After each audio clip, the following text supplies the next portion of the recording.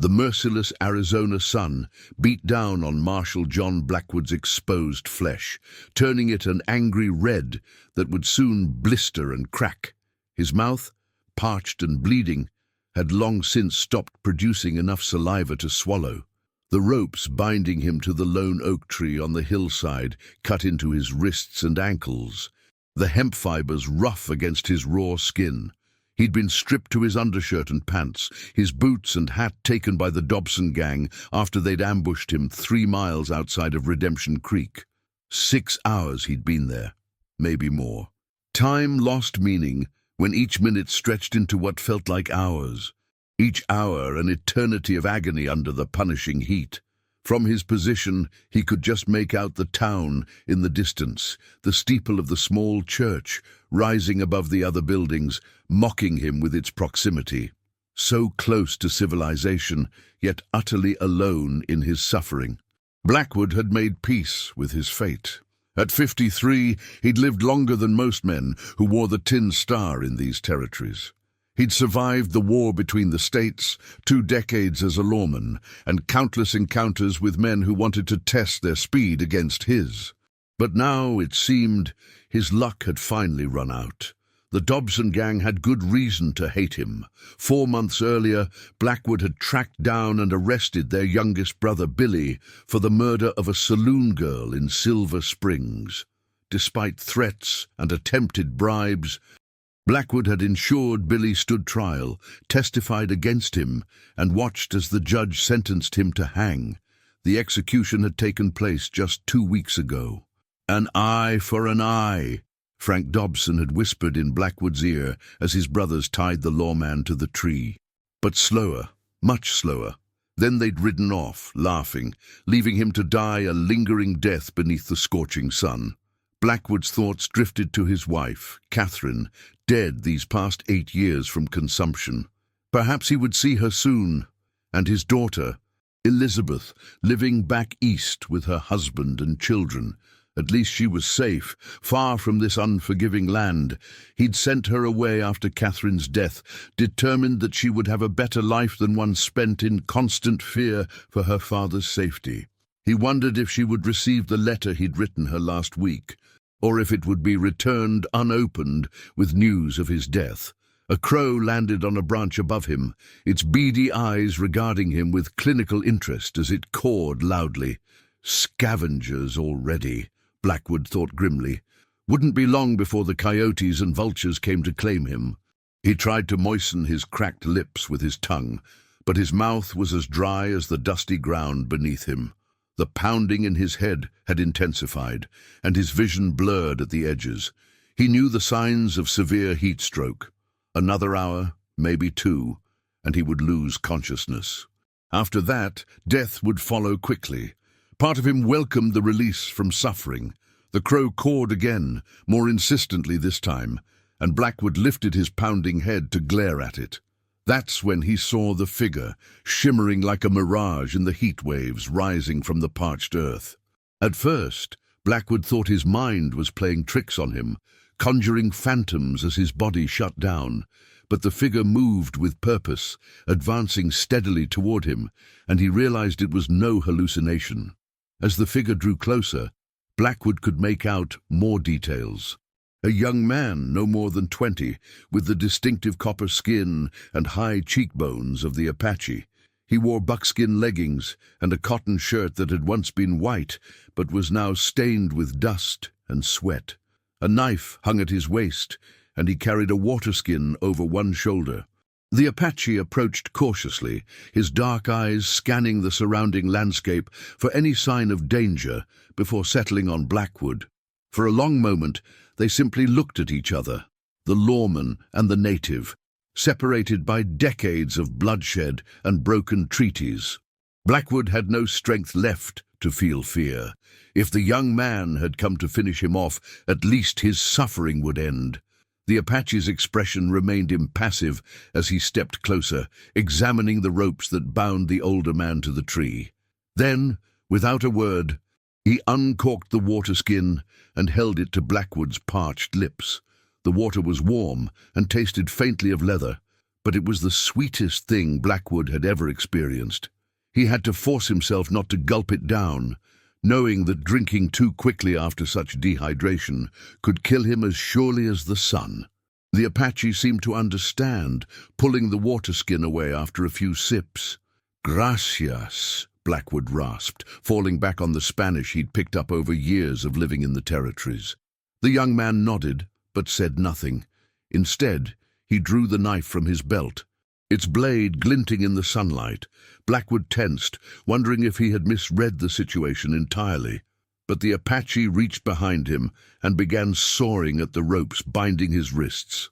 The fibers parted with surprising ease beneath the razor-sharp blade.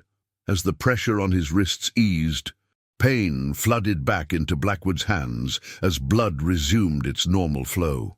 The Apache moved methodically, cutting the ropes at his ankles next, then helping to ease the lawman's stiff body into a sitting position against the tree trunk. "Why?"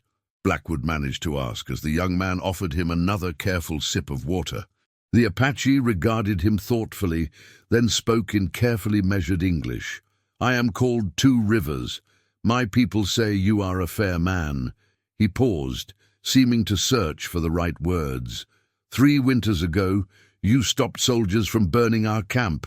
Blackwood's mind raced back, trying to place the incident through his pain-clouded thoughts. Then it came to him, a patrol of overzealous cavalry soldiers, a small band of peaceful Apache who had permission to camp near the creek outside of town, and a confrontation that nearly ended in bloodshed. He'd intervened, risking his own standing in the community to prevent a massacre he hadn't thought anyone would remember, least of all the Apache themselves. "You remember," Two Rivers said, noting the recognition in Blackwood's eyes. "My grandfather was headman of that camp. He does not forget a debt." Two Rivers helped Blackwood to his feet, supporting the older man's weight as his legs threatened to buckle beneath him. "Cannot stay," the Apache said, glancing toward the horizon. "Dobson men will return to make sure you are dead." The mention of the Dobsons sent a fresh surge of anger through Blackwood, momentarily clearing his head. Those bastards had left him to die a slow, agonizing death, and they would likely kill Two Rivers as well if they caught him helping the lawman.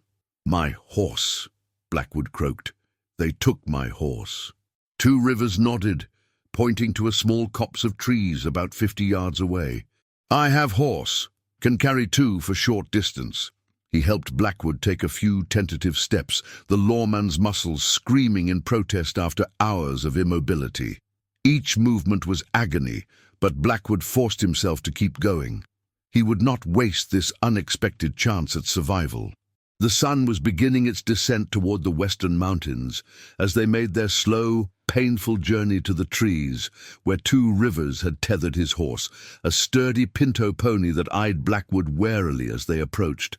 The Apache helped him mount, then swung up behind him with the fluid grace of someone who had spent his life on horseback.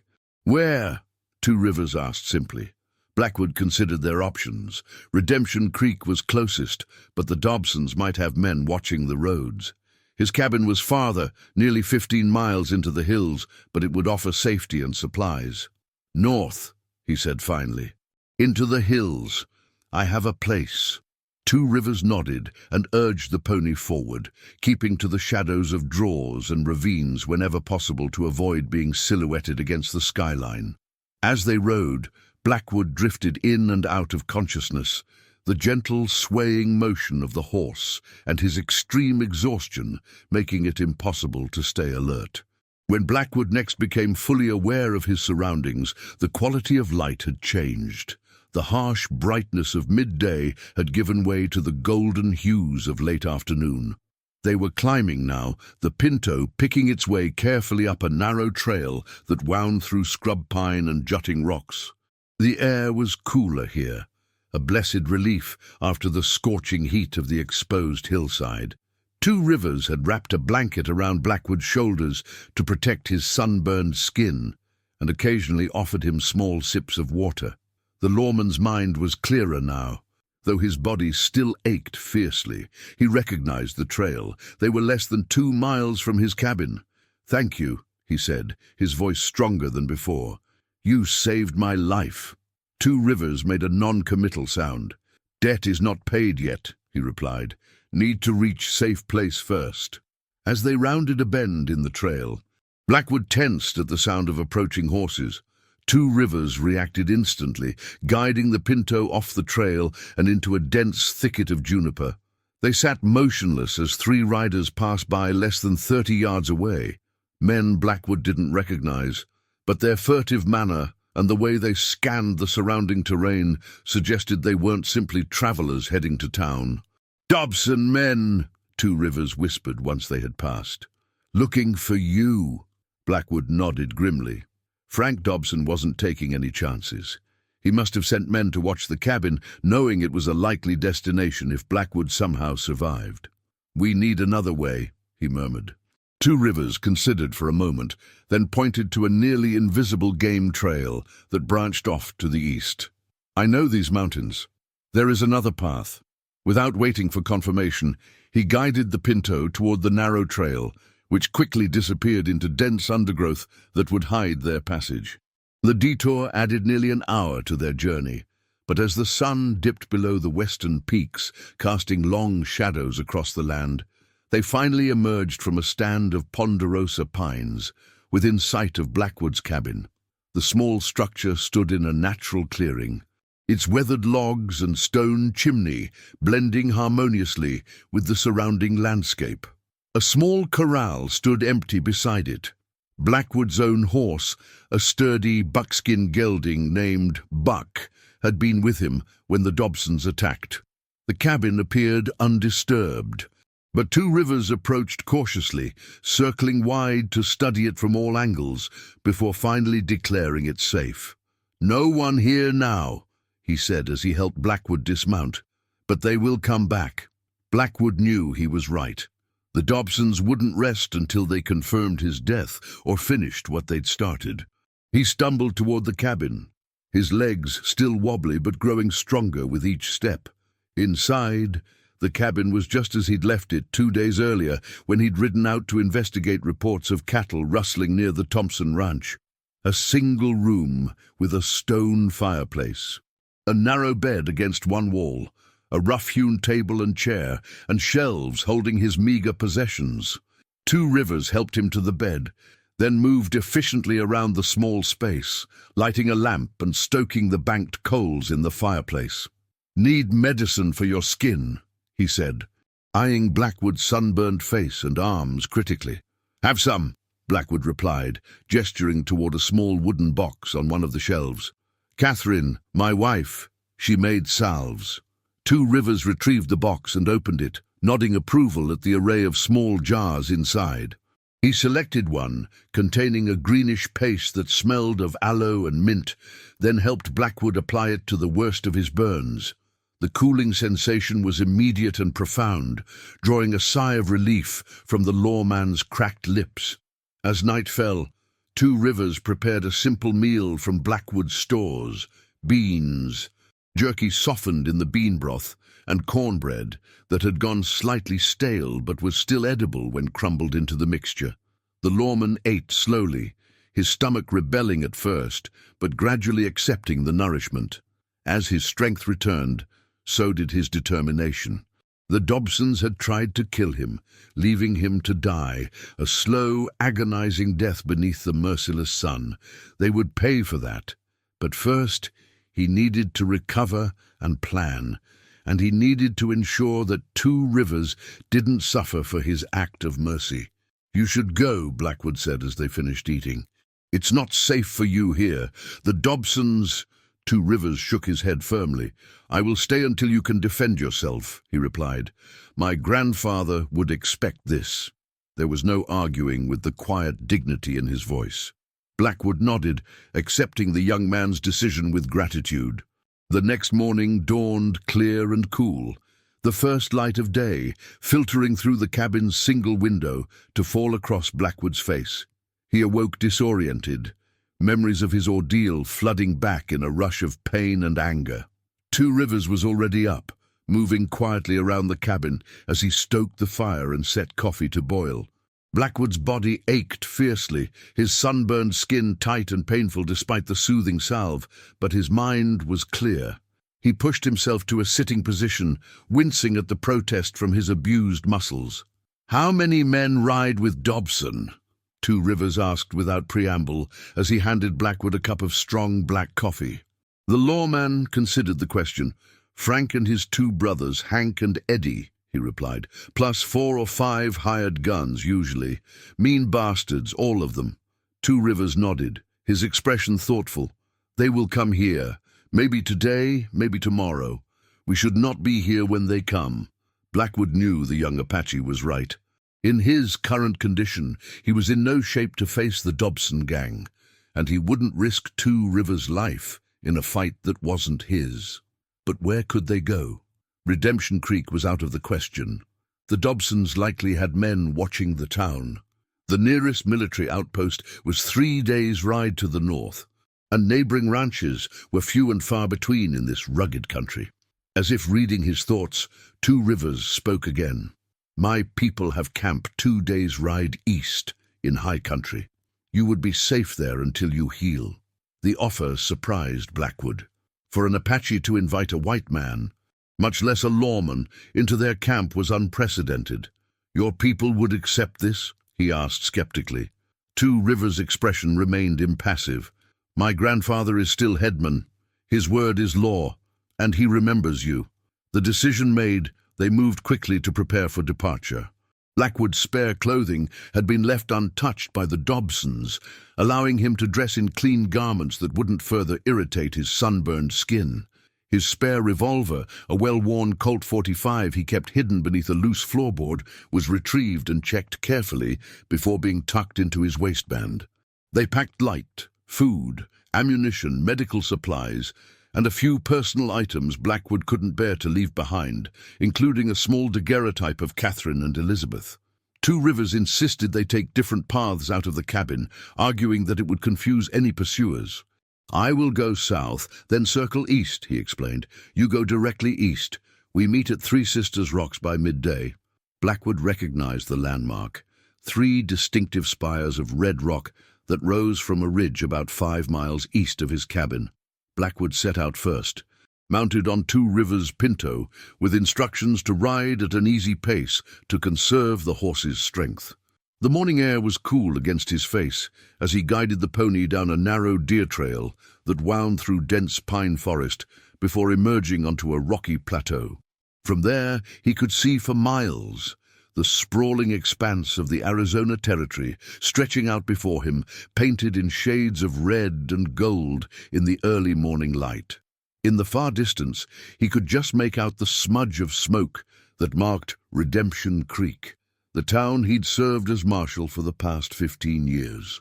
A pang of regret shot through him at the thought of leaving without warning. There were good people there. Doc Wilson, who'd patched him up more times than he could count.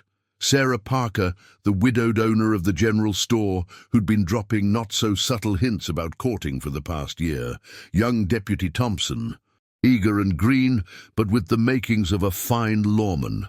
But regret wouldn't keep him alive, and right now survival had to be his priority. The Dobsons had crossed a line, and Blackwood was determined to make them pay. Not just for what they'd done to him, but for the reign of terror they'd inflicted on the territory for too long. Billy Dobson's hanging should have sent a message, but it had only enraged his brothers, making them more dangerous than ever. As he rode, Blackwood's mind worked furiously, considering and discarding various plans. He needed allies, information, and time to heal. Perhaps the Apache camp would provide all 3. He reached the Three Sisters Rocks shortly before noon, dismounting carefully to rest in the shadow of the largest spire. His body still protested every movement, but the pain was more manageable now, his strength returning gradually with each passing hour. Two Rivers arrived less than 30 minutes later, riding a dappled grey horse Blackwood didn't recognize. The Apache's expression was grim as he dismounted. "Dobson men at your cabin," he reported tersely. 6 riders. They fired the building. Blackwood felt a surge of anger, but pushed it down. The cabin could be rebuilt. What mattered was that they'd escaped before the Dobsons arrived. "Did they follow you?" he asked. Two Rivers shook his head. "Left false trail leading north. They follow that now." He handed Blackwood a canteen and a small bundle wrapped in cloth. "Food! Eat! We ride soon." The bundle contained strips of dried venison and flatbread, simple fare but nourishing.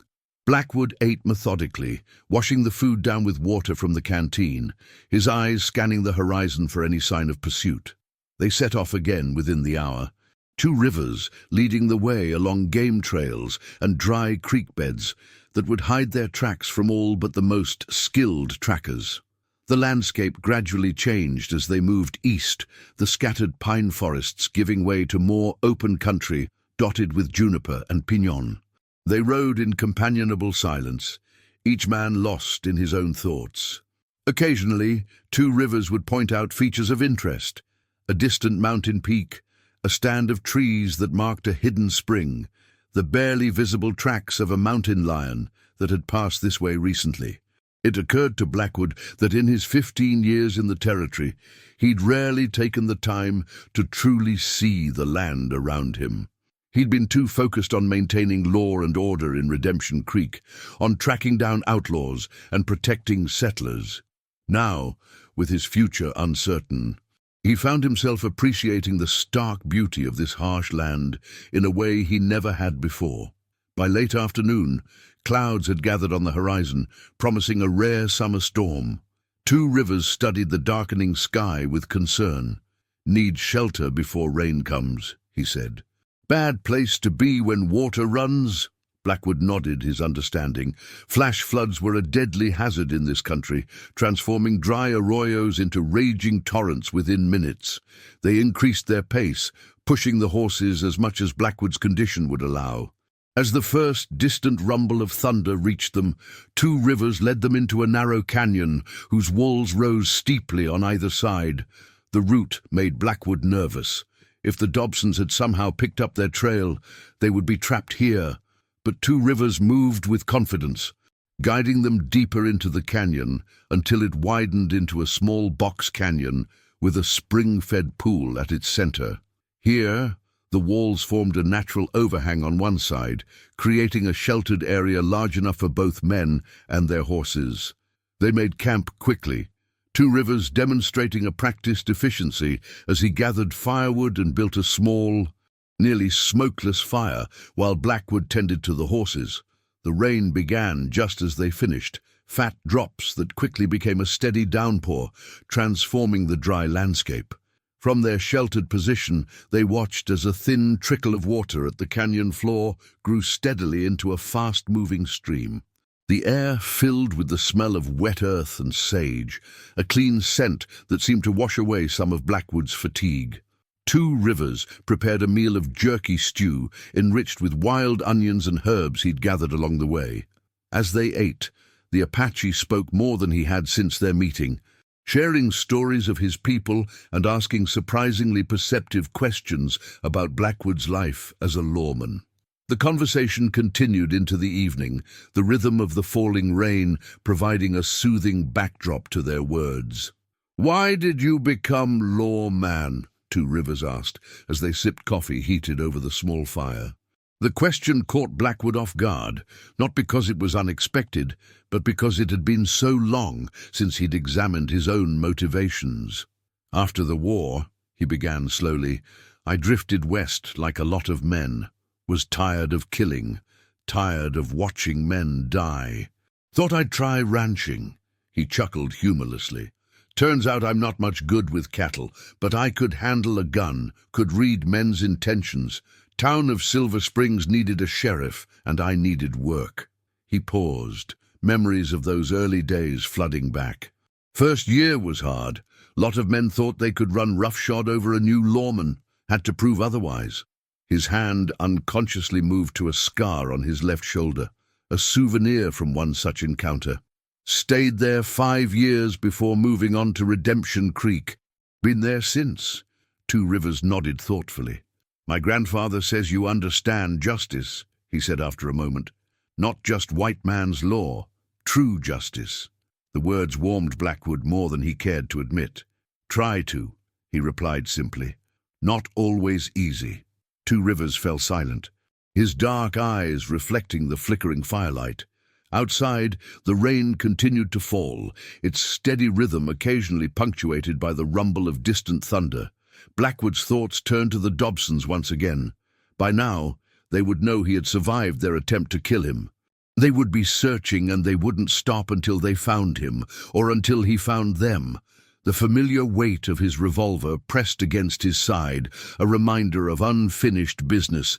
But first, he needed to heal, to regain his strength, and he needed to ensure that Two Rivers didn't pay the price for his mercy. The young Apache had risked everything to save him.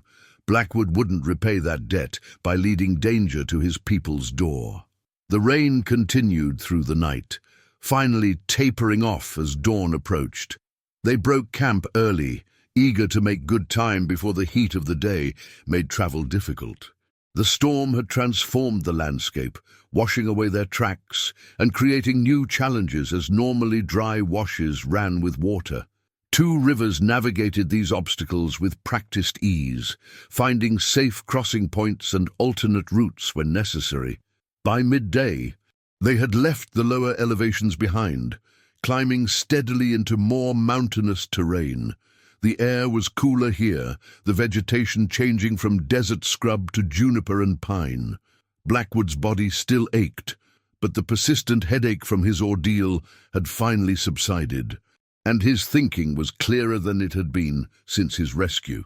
They paused to rest the horses near a small spring, taking the opportunity to refill their canteens and eat a light meal.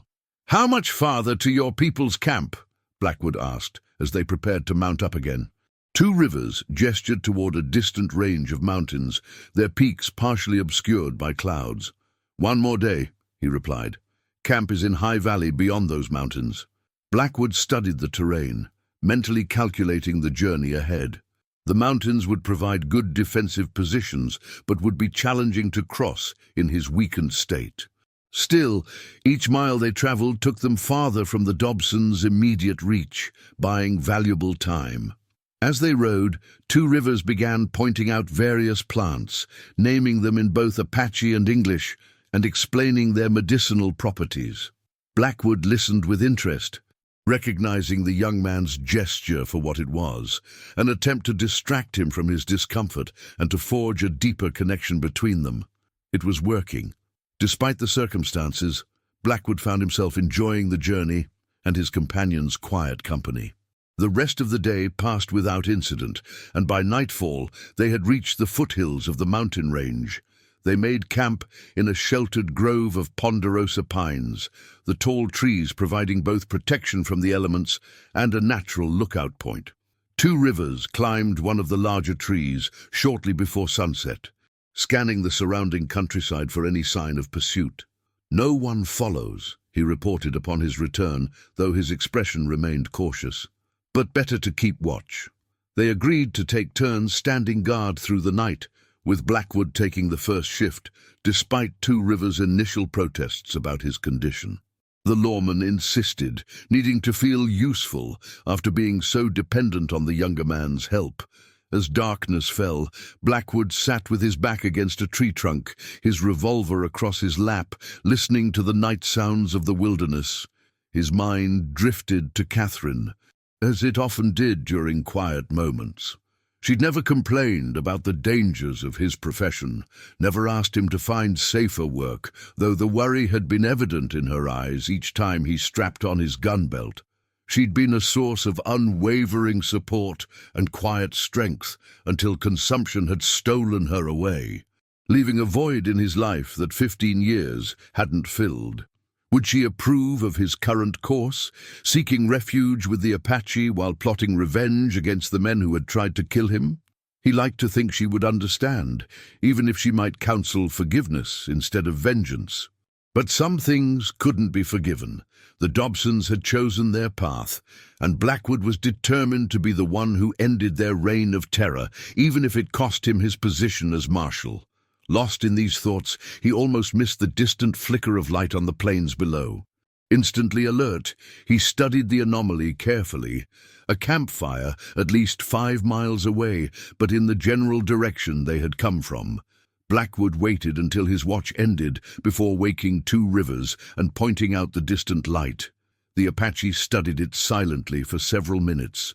"Riders," he confirmed finally, "following our general direction but not our exact trail. Could be Dobson men, could be others."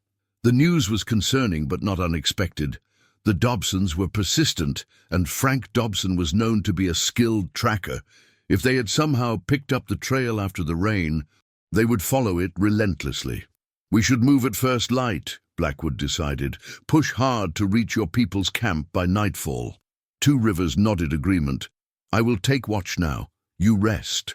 Blackwood didn't argue, recognizing the wisdom in conserving his strength for the challenging journey ahead. He settled into his bedroll, his hand resting on his revolver, even as exhaustion pulled him towards sleep. Dawn brought a landscape shrouded in mist, the mountains ahead barely visible through the swirling vapor. They broke camp quickly, and in silence, both men acutely aware of the potential pursuit behind them. The distant campfire had disappeared before midnight, according to Two Rivers, but that didn't mean the riders had given up. More likely, they had simply doused their fire to avoid detection. As they set off, Blackwood found himself scanning the trail behind them frequently, a habit formed over years of tracking and being tracked across the territories. The terrain grew steadily more challenging as they climbed, the trail narrowing and becoming steeper. In places, they were forced to dismount and lead the horses, picking their way carefully across scree slopes and around massive boulders. By midday, they had reached a high pass between two peaks, the wind whipping around them with enough force to make conversation difficult. From this vantage point, they could see for miles in all directions. Behind them, the plains stretched out like a vast patchwork quilt. The morning mist now burned away by the sun to reveal the land they had traversed. Ahead, a series of valleys and ridges led deeper into Apache territory, the landscape becoming more rugged and less hospitable to those unfamiliar with its challenges. Two Rivers pointed to a particular valley, nearly hidden between two massive rock formations. "My people's camp," he said, his voice carrying a note of pride. "We will reach it by sunset." Blackwood studied the distant valley, impressed by its natural defenses. A force attempting to approach unseen would find it nearly impossible, and even a direct assault would be costly against defenders who knew the terrain. No wonder the army had never managed to completely subdue the Apache. They were masters of using the land itself as a weapon and shield. As they prepared to descend from the pass, Two Rivers suddenly froze. His head tilted as he listened intently. Blackwood followed suit, straining his ears, but hearing nothing unusual beyond the whistle of the wind. "Horses!" Two Rivers said after a moment, pointing back the way they had come. "At least 4, moving fast." Blackwood swore under his breath. They had pushed hard to reach the pass, hoping to lose any pursuers in the difficult terrain. If riders were already this close, they must have picked up the trail much earlier than anticipated and ridden through the night to close the distance. "How much time do we have?" he asked.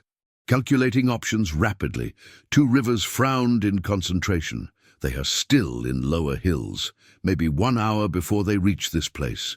Not enough time to reach the Apache camp, and certainly not enough to bring back reinforcements. They would have to make a stand here, or find another way to shake their pursuers. The decision was made in a matter of moments. "There," Blackwood said, pointing to a narrow side canyon about 1/2 mile ahead. "If we can reach that before they spot us, we can set up an ambush." Two Rivers studied the terrain, then nodded approval. The canyon would force their pursuers to approach in single file, negating their numerical advantage and providing Blackwood and Two Rivers with excellent firing positions from the high ground. They moved quickly, leading their horses down from the pass and across the exposed ridge that separated them from the canyon entrance. Every few minutes, Two Rivers would pause to listen, tracking the progress of the riders behind them. They reached the canyon with perhaps 40 minutes to spare, barely enough time to secure their horses in a hidden draw and take up positions among the rocks that lined the canyon walls. Blackwood checked his revolver one final time, then settled into position, his body flat against the warm stone as he watched the approach to the canyon. 2 rivers had taken a position on the opposite wall, about 20 yards further into the canyon.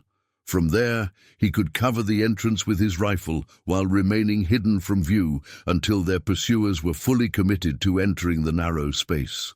The plan was simple but effective. Let the riders enter the canyon, then 2 rivers would take the first shot, targeting the lead rider. The others would be caught in the crossfire as Blackwood opened up from his position. In the confined space, with limited room to maneuver, even 4 experienced gunmen would find themselves at a severe disadvantage, assuming, of course, that these were Dobson men and not some innocent party that happened to be following the same trail. Blackwood made a mental note to verify their identities before firing. He had no interest in killing innocent men, regardless of the danger to himself.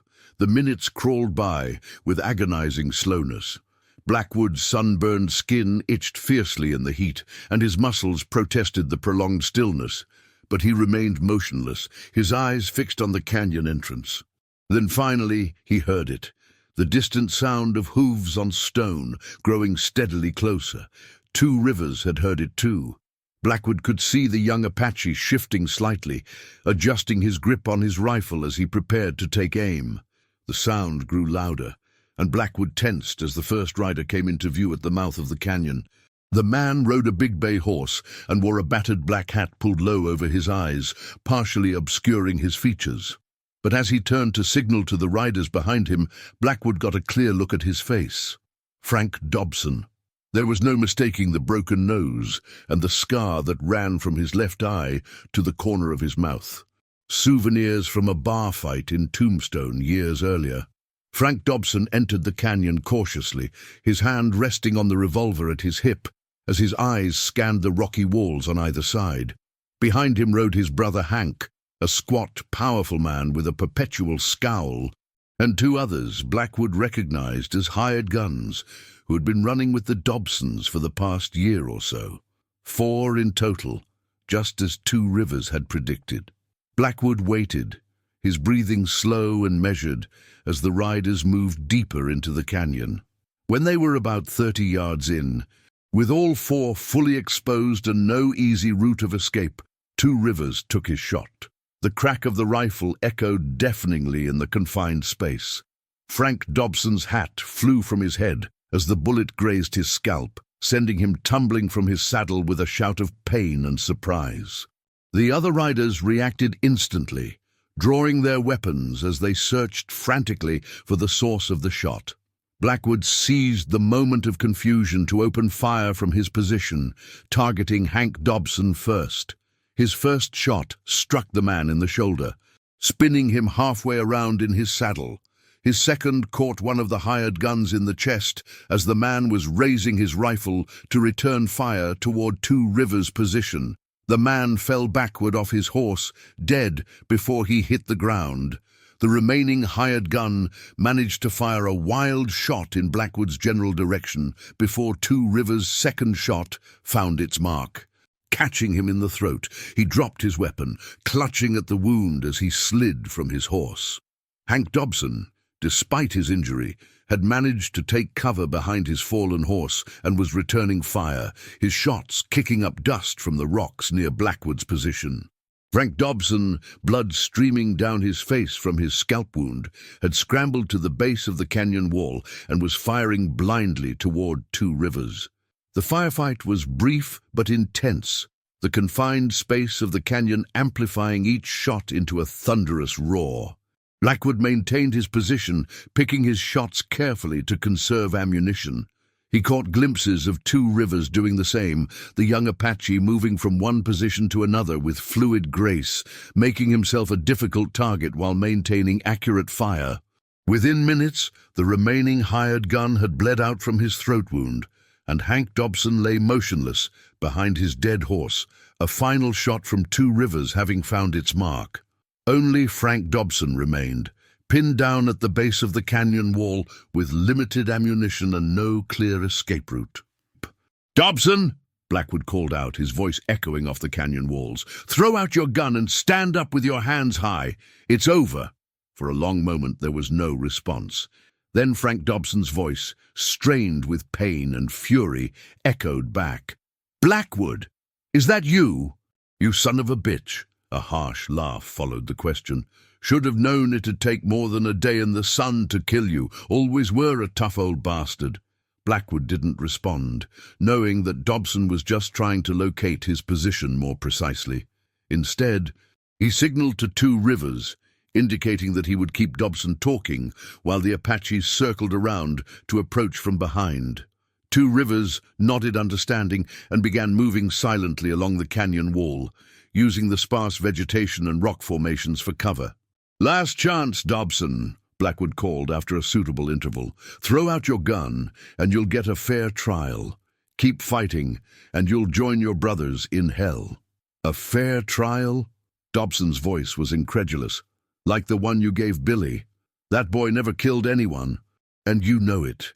That saloon girl was alive when he left her." Blackwood frowned at this unexpected claim.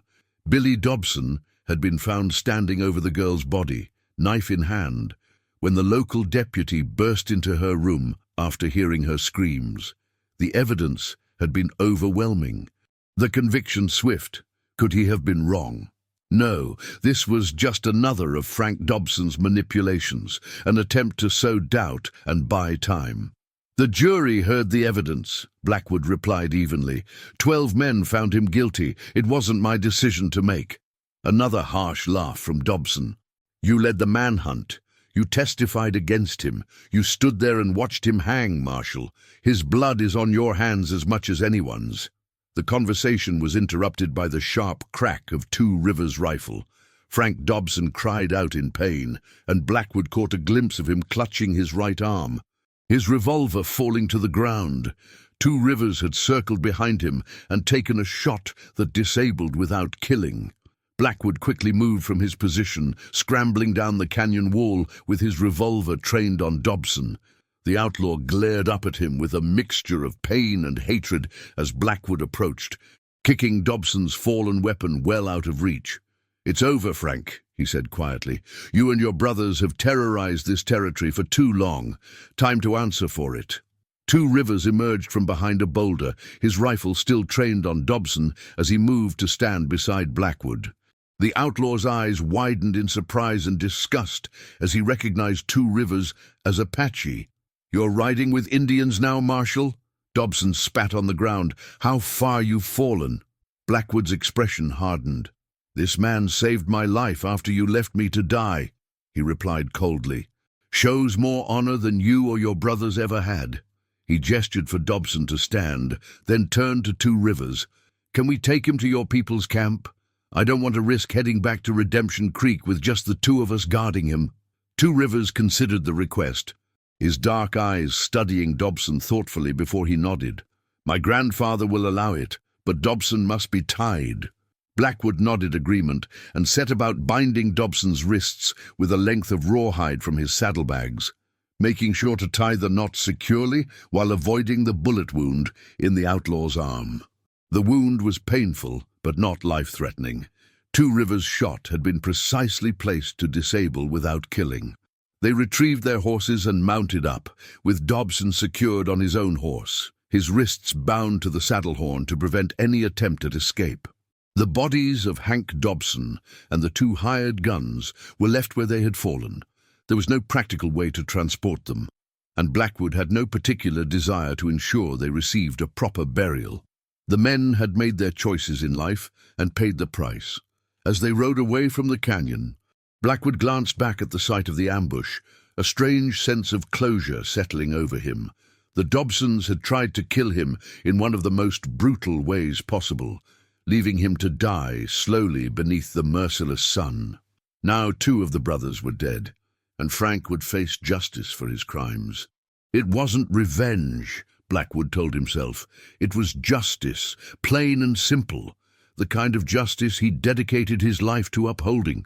The journey to the Apache camp took longer than anticipated, with Dobson's wound requiring occasional stops to check for bleeding and prevent infection. Two Rivers treated it with a poultice of herbs gathered along the trail, his hands moving with practiced efficiency as he cleaned and dressed the injury. Dobson endured the treatment in sullen silence, his eyes burning with hatred whenever they fell on Blackwood. The lawman ignored the outlaw's glares, focusing instead on the increasingly rugged terrain as they approached the hidden valley where Two Rivers people had made their camp.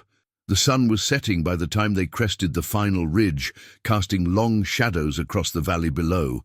From this vantage point, Blackwood could see the Apache camp nestled among stands of pine and aspen, with perhaps 30 wickiups arranged in a loose circle around a central clearing. Thin columns of smoke rose from cooking fires, and figures moved about the camp, attending to evening tasks. Two Rivers led them down a narrow trail that switched back down the steep slope, the horses picking their way carefully in the fading light. As they approached the camp, several Apache warriors emerged from the trees, rifles in hand as they formed a wary reception committee. Two Rivers called out to them in his native tongue, explaining the situation in rapid-fire Apache that Blackwood couldn't follow.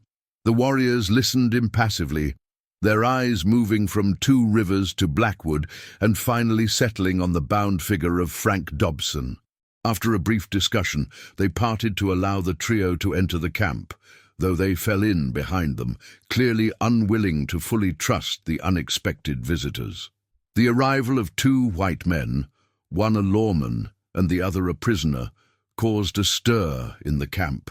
Women gathered children close, and older men emerged from wickiups to observe the strangers with expressions ranging from curiosity to outright hostility. Two Rivers guided them to a large wickiup near the center of the camp, dismounting and gesturing for Blackwood to do the same. "My grandfather's lodge," he explained as he helped the lawman down from his horse. "He will decide what happens next." Dobson remained on his horse, still securely bound to the saddle horn, watched over by two young warriors who stood nearby with rifles ready. Blackwood adjusted his gun belt and straightened his shirt as best he could, wanting to make a respectable appearance before the Apache headman. Two Rivers ducked into the wickiup after a brief announcement at the entrance, emerging a moment later with a gesture for Blackwood to enter.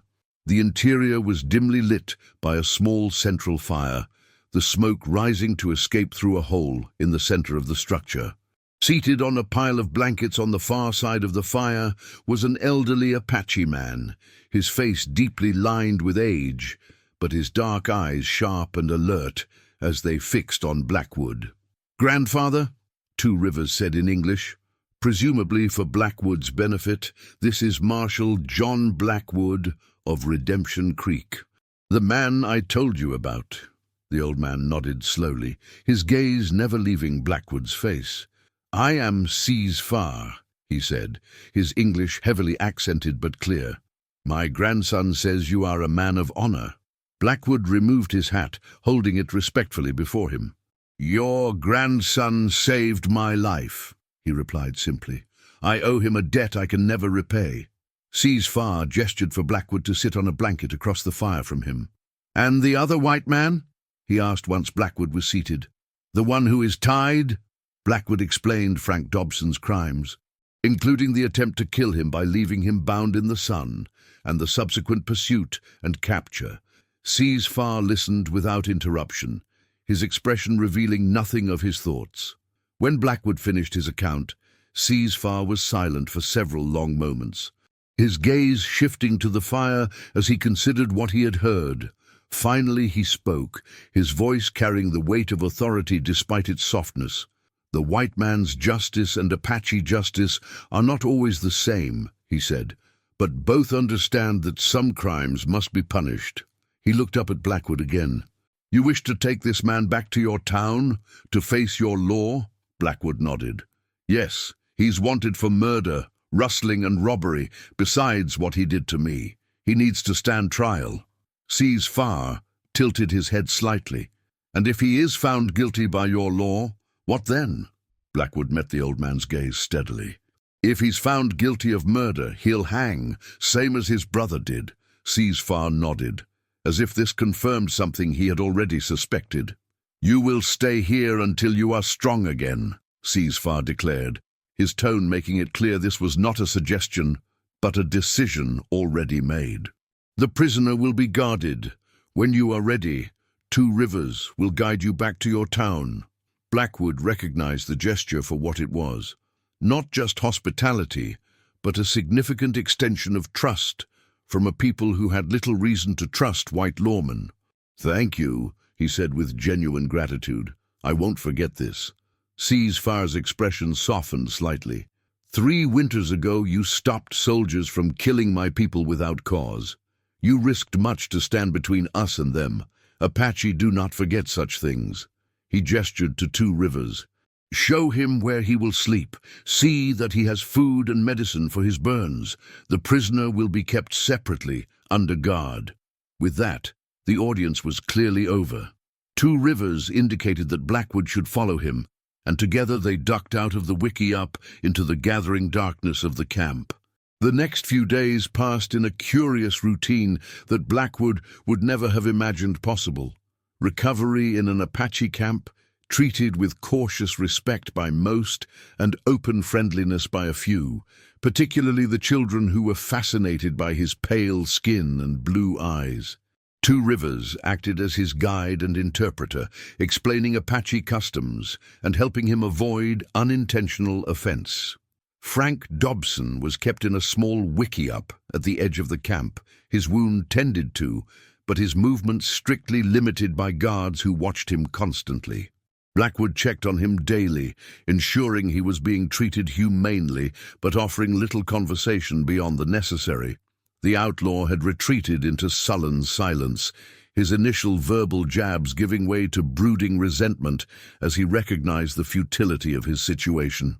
Blackwood's own recovery progressed rapidly, aided by the medicinal herbs and salves provided by the Apache women, and the nourishing food that, while unfamiliar in preparation, helped restore his strength. On the 4th evening, as Blackwood sat with 2 Rivers beside a small fire outside the wickiup assigned to him, the young Apache broached a subject that had clearly been on his mind. "When you take Dobson back," he said hesitantly, "what will happen to you? Will you still be marshal?" It was a question Blackwood had been pondering himself. His unorthodox alliance with the Apache and his absence from Redemption Creek without official explanation would raise eyebrows at best, outright condemnation at worst. There were those in town who viewed all Apache as enemies, regardless of whether they were peaceful or hostile bands. His association with them might well cost him his position. "Don't know," he admitted honestly. "Some folks won't understand why I sought help from your people. Might decide they want a different lawman." 2 Rivers frowned at this. "But you upheld your law, caught a bad man who will face justice." Blackwood smiled faintly at the young man's straightforward logic. "It's not always that simple with white folks," he replied. "Politics gets involved, fear, old hatreds." He poked at the fire with a stick, watching the sparks rise into the night sky. "Truth is, I've been wearing the badge a long time, maybe too long." The admission surprised him as much as it seemed to surprise 2 Rivers. It wasn't something he'd consciously considered before. But now that the words were spoken, he realized their truth. 15 years as Marshal of Redemption Creek, preceded by 5 as Sheriff in Silver Springs, and before that, 4 brutal years of war. A lifetime of violence and death, of standing between ordinary folks and those who would prey upon them. Perhaps it was time for someone else to take up that burden. The thought should have troubled him more than it did. 2 Rivers seemed to sense the direction of his thoughts. "What would you do?" he asked. "If not marshal?" It was a good question, and one Blackwood hadn't considered in any depth. He'd been a lawman for so long that it had become not just his profession, but his identity. "Got a small plot of land up in the hills," he mused. "Might try my hand at ranching again. Failed at it once. but I was younger then, more impatient. He smiled at a sudden memory. Catherine, my wife, she always wanted me to quit wearing the badge, settle down to a quieter life. Maybe it's time I listened to her. Two Rivers nodded thoughtfully. The land you speak of, is it where your cabin was? Blackwood nodded, remembering too late what Two Rivers had told him about the Dobsons burning the structure. Cabin can be rebuilt, he said with a shrug. Land's still there. Their conversation was interrupted by the approach of one of the young warriors who had been guarding Dobson. He spoke rapidly to Two Rivers in Apache, his expression urgent. Two Rivers listened intently, his face growing increasingly grave. "What is it?" Blackwood asked as the warrior finished his report and hurried away. Two Rivers turned to him with concern etched on his features. "Dobson is very sick," he replied. "High fever. Pain in his arm where bullet hit." Blackwood swore under his breath. Gunshot wounds were always risky, even with proper treatment. Infection could set in quickly, especially in field conditions. "Let me see him," he said, rising to his feet. Two Rivers led him across the camp to the small wickiup where Dobson was being held. Inside, the outlaw lay on a bed of blankets. His face flushed with fever, his breathing rapid and shallow. The bandage on his arm was soaked through with a mixture of blood and yellowish discharge, a clear sign of infection. Blackwood knelt beside the sick man, placing a hand on his forehead to gauge the severity of the fever. Dobson's skin burned beneath his touch, confirming what was already evident from the outlaw's appearance. "He needs a doctor," Blackwood said grimly. "This is beyond what herbs and poultices can fix." Two Rivers crouched on the other side of Dobson, his expression troubled. "Nearest white doctor is in your town. 2 days' ride." Blackwood nodded, calculating possibilities rapidly. If they left at first light, pushed hard, and took the most direct route, they might make it to Redemption Creek in a day and a half. But would Dobson survive the journey in his condition? And what reception would await them in town? A lawman returning with a critically ill prisoner, accompanied by an Apache. It was a risky proposition at best. But the alternative was to watch Frank Dobson die here, denied the trial and legal justice that Blackwood had promised to uphold. "We leave at dawn," Blackwood decided. "Take the fastest route back to town, regardless of who might be watching for us. Dobson deserves to stand trial, not die of a festering wound in an Apache camp." Two Rivers nodded agreement, then went to speak with his grandfather about the change in plans. Blackwood remained with Dobson, using a damp cloth to try to cool the outlaw's fever. Despite everything the man had done, despite the fact that he had left Blackwood himself to die a slow, agonizing death, the lawman couldn't bring himself to wish a similar fate on his enemy. That wasn't justice, it was vengeance, and Blackwood had spent his career trying to ensure that the former prevailed over the latter. Frank Dobson would face the consequences of his actions before a judge and jury, as the law demanded, assuming, of course, that they could get him to town alive. The journey back to Redemption Creek was a grim race against time. They departed the Apache camp before sunrise, with Dobson securely but carefully lashed to a travois constructed by Two Rivers and pulled by the outlaw's own horse. The fever had worsened overnight, and Dobson drifted in and out of consciousness, occasionally mumbling incoherently or crying out in pain when the travois jolted over rough terrain. Two Rivers led the way, choosing the most direct route, even when it meant traveling across open country where they would be visible for miles. Speed had become more important than stealth. Blackwood rode beside the travois, frequently checking on Dobson's condition and stopping every few hours to give him water and change the dressings on his infected wound. By midday, angry red streaks had begun to spread from the wound site up Dobson's arm, blood poisoning setting in, a potentially fatal development. They pushed on through the afternoon and into the evening, stopping only when absolutely necessary to rest the horses or tend to Dobson. As night fell, they made a cold camp in a small grove of cottonwoods beside a creek, neither man willing to risk a fire that might draw unwanted attention. Dobson's condition had deteriorated further, his breathing becoming increasingly labored and his periods of consciousness briefer and more confused. Blackwood sat beside him, using the last of the medicinal herbs provided by the Apache women to make a poultice for the wound. "Why?" Dobson rasped suddenly, his eyes opening to fix on Blackwood with surprising clarity. "Why not just let me die?" The question caught the lawman off guard. He finished applying the poultice before responding, choosing his words carefully. "Because that's not justice," he said finally. "You deserve a trial, same as anyone else." Dobson laughed weakly, the sound quickly dissolving into a cough. "Justice," he repeated, his voice bitter. "You really believe in that, don't you? After all these years, all you've seen." Blackwood met the outlaw's fevered gaze steadily.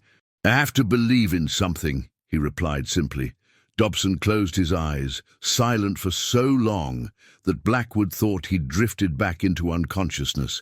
But then he spoke again, his voice barely above a whisper. "Billy didn't kill that girl." Blackwood frowned, hearing the same claim Dobson had made during their confrontation in the canyon. "Evidence said otherwise," he replied. Dobson's eyes opened again, burning with intensity despite his weakened state. Evidence was wrong. It was Hank. Billy was trying to stop him, got there too late. Took the knife from Hank's hand just before the deputy burst in. The words hung in the air between them, heavy with implication. Blackwood's mind raced, reassessing everything he thought he knew about the case. Could it be true? Had an innocent man hanged while the real killer went free?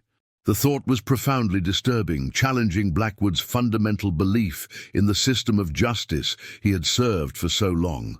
But why would Dobson lie now, when he was hovering at death's door? What would he gain? "Why didn't Billy say something at the trial?" Blackwood asked, his voice rougher than he intended. Dobson's lips twisted in a pained grimace. "Protecting his brother, family loyalty, stupid kid thought we'd break him out before the hanging." His voice broke on the last word, genuine grief evident despite his weakened state. "We tried. Too late. Always too late." His eyes drifted closed again, his breathing becoming more labored. Blackwood sat in stunned silence, the implications of Dobson's revelation washing over him like ice water. Two Rivers, who had been tending to the horses, approached quietly and crouched beside Blackwood. "He sleeps?" he asked softly. Blackwood nodded, unable to articulate the turmoil of emotions Dobson's words had unleashed. If what the outlaw said was true, then Billy Dobson had died for his brother's crime, and Blackwood had been an unwitting instrument in a grave miscarriage of justice. The realization sat like a stone in his gut, heavy and cold. Two Rivers seemed to sense his distress. "What troubles you?" he asked. Blackwood hesitated, then shared what Dobson had told him. The young Apache listened without interruption, his expression thoughtful.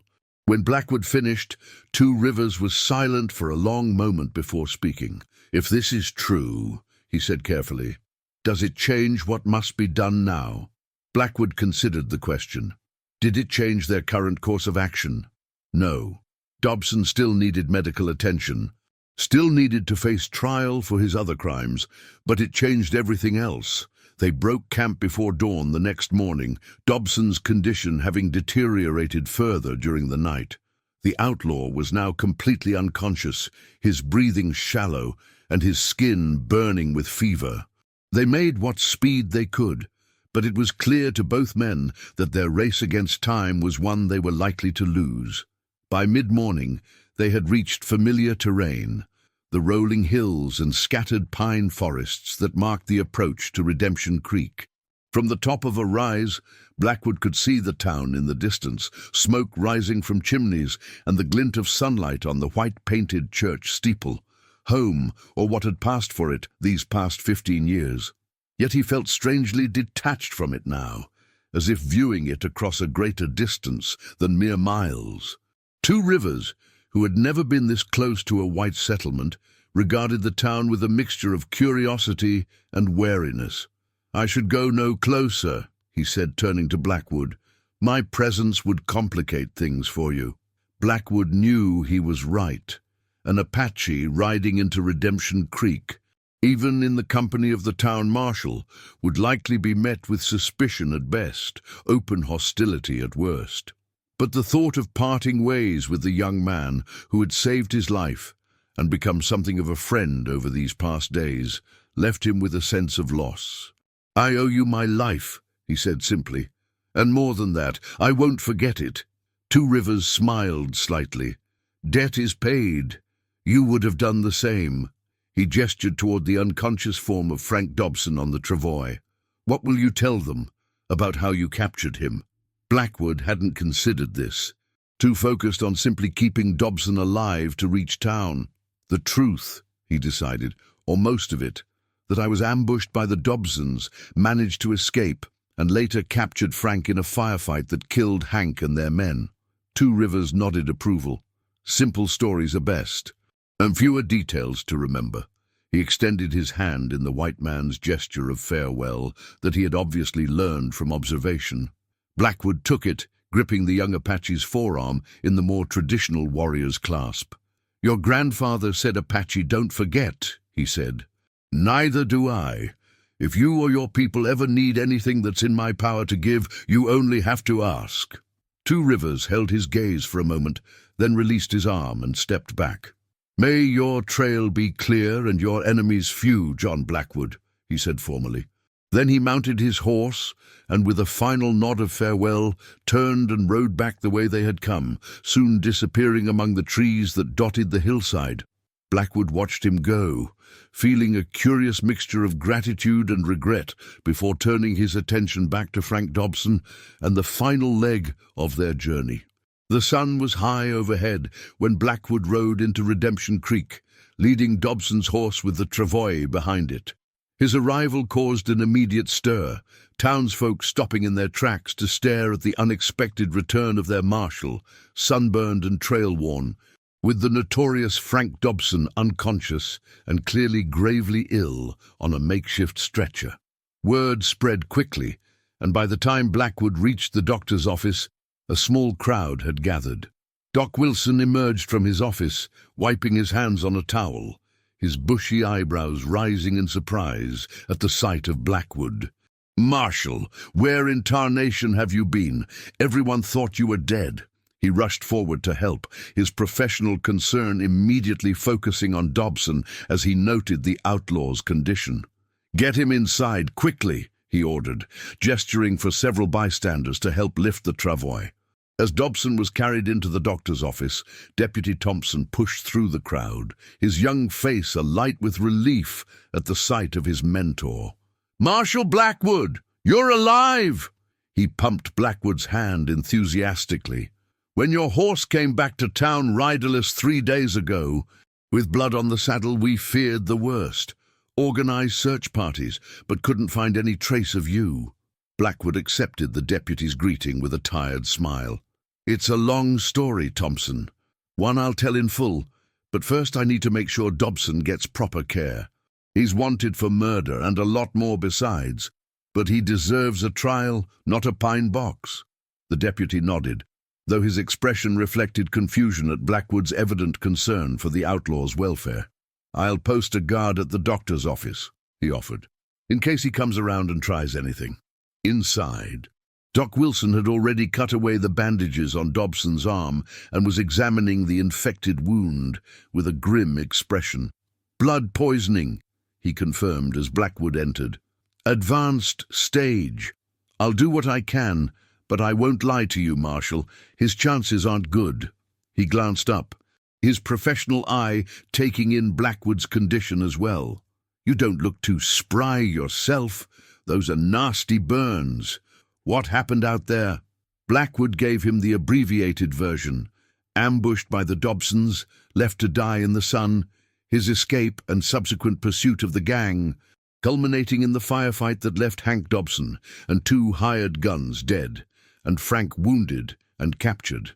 He omitted any mention of Two Rivers or the Apache camp, trusting that the doctor would be too focused on his patients to question the gaps in the narrative. "You need rest," Doc Wilson declared when he had finished. "And treatment for those burns. Sit down and let me tend to you once I've got Dobson stabilized." Blackwood did as he was told, sinking gratefully into a chair in the corner of the examination room. The adrenaline that had sustained him during the journey back to town was fading rapidly, leaving him bone-weary and acutely aware of his own injuries. He watched as Doc Wilson worked on Dobson, cleaning the wound, draining the infection, and preparing a series of injections. The outlaw remained unconscious throughout, his breathing increasingly labored. After about an hour, the doctor turned his attention to Blackwood, treating his sunburn with a cooling salve and examining him for other injuries. "You're lucky to be alive," he commented as he worked. "Exposure like that, this time of year, should have killed you." Blackwood didn't contradict him, though he knew it wasn't luck, but the timely intervention of a young Apache that had saved his life. Some stories were better left untold, at least for now. Word of Blackwood's return and the capture of Frank Dobson spread through Redemption Creek like wildfire. By late afternoon, a steady stream of visitors had passed through the doctor's office. Mayor Henderson, eager to hear the details and congratulate Blackwood on bringing a notorious outlaw to justice. Sarah Parker from the general store, bringing a basket of food and expressing relief at his safe return, with a warmth that suggested her interest remained undimmed. Various townsfolk offering congratulations or simply satisfying their curiosity about the dramatic events. Blackwood fielded their questions as best he could, sticking to his simplified version of events while emphasizing that the real victory would be seeing Dobson stand trial for his crimes. As evening approached, Doc Wilson shooed away the remaining visitors, insisting that both his patients needed rest. "You can sleep in the back room," he told Blackwood. "I want to keep an eye on those burns, make sure infection doesn't set in." That night, as Blackwood lay on a narrow cot in the doctor's back room, sleep eluded him despite his exhaustion. His mind kept returning to Frank Dobson's fevered confession about his brother Billy's innocence. If true, it meant that a grave injustice had been done, an innocent man hanged while the real killer went free. The knowledge weighed heavily on Blackwood's conscience. He had testified at Billy's trial, presenting the evidence as he understood it, never questioning whether the young man might be protecting someone else. Had he been too eager to see the case closed, too confident in the evidence before him? These thoughts chased each other through his mind, keeping sleep at bay despite his body's desperate need for rest. From the main examination room, he could hear the occasional movement of Doc Wilson as he tended to Frank Dobson through the night, trying to save the life of a man who might yet reveal the full truth about his brother's case, if he survived. Blackwood must have drifted off eventually, because he awoke with a start to the sound of voices in the outer room. Sunlight streamed through the small window, indicating that morning was well advanced. He rose stiffly, his body protesting every movement after the rigors of the past days, and made his way to the door. Doc Wilson was speaking in low tones to Deputy Thompson, both men looking grave. They fell silent as Blackwood entered. "What is it?" he asked, noting their expressions. Doc Wilson sighed heavily. "Frank Dobson died about an hour ago," he said. "The infection was too far advanced by the time you got him here. Nothing more I could do." The news hit Blackwood harder than he expected. Despite everything Dobson had done, including the attempt on his own life, he had wanted the man to survive, to stand trial, to publicly confirm or deny what he had said about his brother's innocence, to face justice rather than simply expire from a festering wound. "He regained consciousness briefly near the end," Doc Wilson continued. "Asked for you, actually. I sent the deputy to fetch you, but—" He trailed off with a helpless gesture. Too late. Just as Dobson had said about their attempt to save Billy from the gallows. Always too late. "Did he say anything else?" Blackwood asked, trying to keep the urgency from his voice. The doctor shook his head. Nothing coherent. He was delirious by then. Another opportunity lost. Another chance for the truth to emerge slipped away. Blackwood felt a heaviness settle over him. A weariness that went beyond physical exhaustion. "I'll need to write up a report," he said mechanically, "and there's the matter of burying him." Deputy Thompson stepped forward. "I can handle the arrangements, Marshal. You should rest, recover your strength." Blackwood nodded gratefully, knowing the young deputy was right, but already certain that rest would continue to elude him. The following days passed in a blur of activity as Blackwood resumed his duties as Marshal, filed his official report on the Dobson incident, and tried to reintegrate into the life of Redemption Creek. The town treated him as something of a hero, the lawman who had survived a brutal ambush and brought one of the territory's most notorious outlaws to justice, single-handedly ending the reign of terror imposed by the Dobson gang. Only Blackwood knew how far this narrative diverged from the truth, but he kept his silence about Two Rivers and the Apache camp, recognizing that the truth would serve no purpose but to create unnecessary complications. He also kept to himself the doubts that had been planted by Frank Dobson's deathbed claim about his brother's innocence. Without corroboration, it remained just that, a claim, possibly a lie told by a dying man seeking to justify his actions or tarnish the reputation of the lawman who had brought him to justice. Yet the doubt persisted, gnawing at him in quiet moments, undermining his confidence in the system of justice he had served for so long. He found himself reviewing the details of Billy Dobson's case in his mind, searching for inconsistencies or overlooked evidence that might support Frank's claim. There was nothing concrete, nothing that would justify reopening a closed case or questioning a verdict that had been unanimous. But the possibility that an innocent man had hanged while the guilty went free haunted Blackwood, contributing to his growing sense of disillusionment with the badge he wore. A week after his return to Redemption Creek, he found himself standing on the boardwalk outside his office, staring up at the hills where his cabin had stood, thinking about Catherine and the quiet life she had always wanted for them, the life he had postponed in favor of duty and responsibility to the town. "Marshal Blackwood?"